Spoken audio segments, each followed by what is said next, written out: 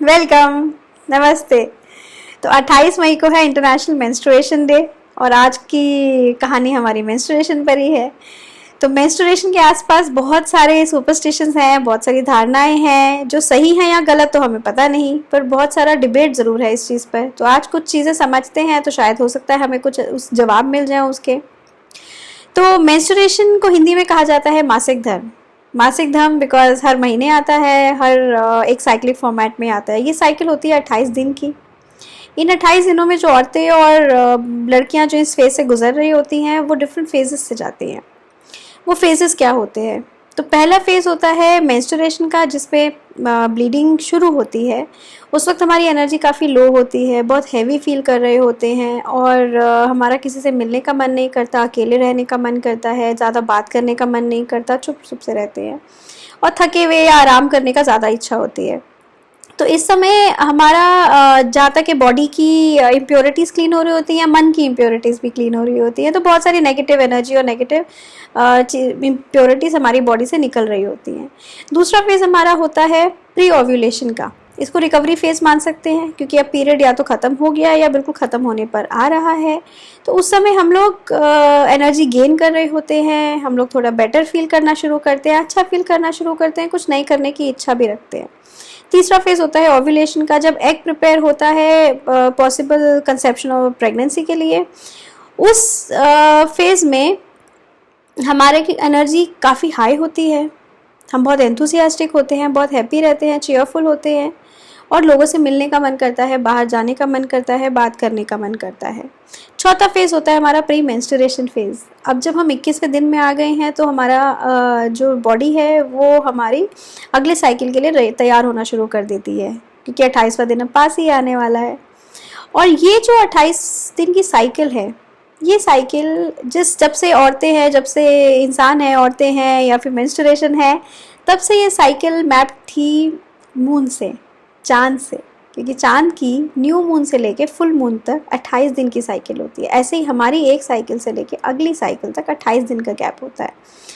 और उस ज़माने में जब बिजली नहीं होती थी, सिर्फ सनलाइट और मूनलाइट ही हमारी लाइट का सोर्स थे, उस वक्त ये पीरियड सबके लिए एक समय पे आता था। यानी सारी औरतें, लड़कियों का पीरियड एक ही दिन में शुरू होता था क्योंकि वो न्यू मून से कनेक्टेड था। और उसके होने से उस ज़माने में कुछ ऐसे जिनको आज हम मेंस्ट्रुएशन हट्स कहते हैं वो बना दी जाती थी, जिसके अंदर सारी औरतें और लेडीज़ जो मेंस्ट्रुएशन से गुजर रही हैं वो सब एक जगह रहती थी, एक जगह ही खाना बनाती थी, खाती थी, सोती थी, कपड़े धोती थी, सब कुछ एक साथ करती थी। तो ये एक कम्युनिटी का इनिशिएटिव था जहाँ पे सारी औरतें एक साथ रहती थी और एक ही तरह के लाइफस्टाइल से गुजर रही होती थी, तो एक दूसरे की भावनाओं को समझ सकती थी। और उसके अलावा एक बहुत पावरफुल इमेज उस वक्त थी मेंस्ट्रुएटिंग औरतों की। बहुत पावरफुल माना जाता था इस प्रोसेस को, बहुत पावरफुल। तो उस वक्त जितनी भी औरतें ये एक साथ रहती थी मेंस्ट्रुएशन हट्स में, वो सारी एक साथ कुछ रिचुअल्स करती थी, एक साथ कुछ प्रैक्टिसेस करती थी, जिसकी वजह से कम्युनिटी की सेफ्टी, खुद की सेफ्टी, आने वाले बच्चों की सेफ्टी, ये सब के लिए प्रे करा जाता था। और वो सारी चीज़ें उस वक्त वहाँ पर उस मेंस्ट्रुएशन हट में करी जाती थी।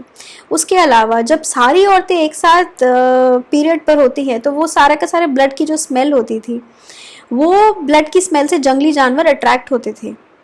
और वो जंगली जानवरों को दूर रखने के लिए ये हट्स इसलिए काम आती थी। एक तो ये अलग रहती थी और बाकी जितने मेंबर्स, बच्चे, बूढ़े और जो मेंबर्स हैं सोसाइटी के, वो लोग सेफ रहते थे। दूसरा, इन हट्स ये जो भी प्रैक्टिसेस औरतें उस वक्त करती थी, मतलब जो भी प्रेयर्स वगैरह करती थी, उसके वजह से वो ये समझ पाती थी कि कहाँ से जानवर अटैक कर सकता है ना, और उस वजह से वो कम्युनिटी को सेफ रख पाती थी, खुद को सेफ रख पाती थी। तो मेंस्ट्रुएशन की बहुत हाई दर्जा था, बहुत बड़ा दर्जा मान था, बहुत देवी की शक्ति है वैसा माना जाता था। और ये सिक्लूजन नहीं, ये एक बेसिकली एक प्रैक्टिस थी जिसके अंदर वो सारी औरतें एक साथ आती थी। जैसे आप मान लीजिए मंदिर है आपके घर में, तो वो मंदिर में क्या होता है, हम सारे भगवान को एक साथ रखते हैं ना, सारी भगवान की मूर्तियों को एक साथ रखते हैं, अलग अलग तो नहीं रखते, क्योंकि हम चाहते हैं कि उसके अंदर बहुत ताकत हो, बहुत ताकत हो और वो सारी ताकत हमारी इच्छाओं को या हमारी प्रेयर्स को पूरे करने में लग जाए।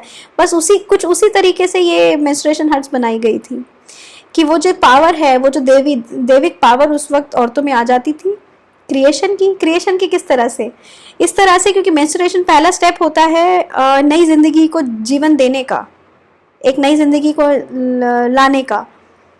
तो वो एनर्जी है क्रिएशन की, वो बहुत पावरफुल एनर्जी है, बहुत ताकतवर एनर्जी है।